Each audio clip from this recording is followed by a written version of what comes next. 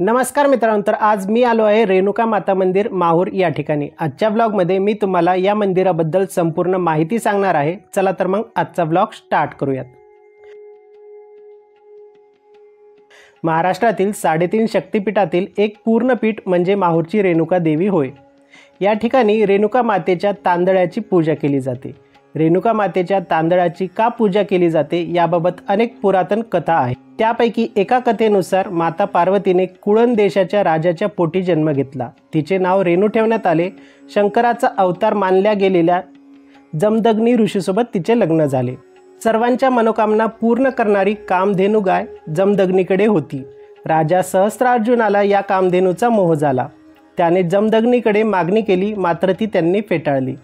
तेव्हा जमदग्नी पुत्र परशुराम आश्रमात नसल्याची संधी साधून सहस्त्रार्जुनाने आश्रमावर हल्ला केला।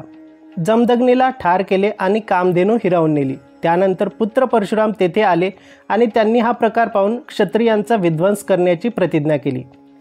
पित्याचे अंत्यसंस्कार करण्यासाठी कोरी भूमी हवी म्हणून तिच्या शोधार्थ कावडीच्या एका पारड्यात जमदग्नीचे पार्थिव आणि दुसऱ्या पारड्यात माता रेणुकेला बसून रानोमाळ भटकत अखेर ते माहूर गडावर आले। तेथे श्री दत्तात्रयांनी कोरी भूमी दाखवली। तेथेच पित्यावर अंत्यसंस्कार कर असे त्यांनी सांगितले। परशुरामाने बाण मारून मातृतीर्थ व सर्व तीर्थ निर्माण केले। या पाण्याने स्नान घालून जमदग्नीवर अंत्यसंस्कार केले। त्यावेळी माता रेणुका सती गेली। सती गेल्याने मातेच्या विरहाने परशुराम दुःखी झाले। तेच आकाशवाणी होऊन तुझी आई जमिनीतून वर येईल, फक्त तू डोळे मिटून तिचे स्मरण कर, डोळे उघडून पाहू नको असे सांगण्यात आले।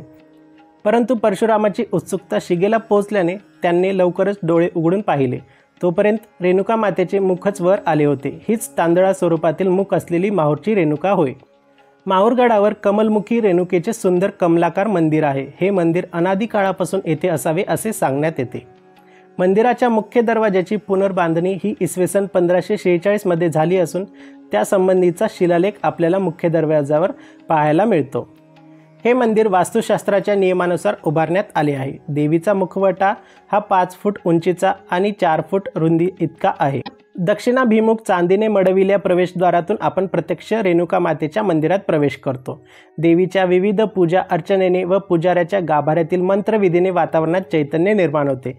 तेला तुपाच्या नंदादीपामुळे वातावरण प्रसन्न होते। तर मित्रांनो, तुम्हाला आजचा ब्लॉग आवडला असेल तर व्हिडिओला लाईक करा, शेअर करा। तुमच्या ज्या काही प्रतिक्रिया आहेत त्या तुम्ही कमेंट बॉक्समध्ये कमेंट करा। आणि जर तुम्ही चॅनलवरती नवीन असाल तर चॅनलला सबस्क्राईब करायला विसरू नका। चला तर मग पुन्हा भेटूयात आणखीन एका नवीन ठिकाणी। तोपर्यंत जय शिवराय।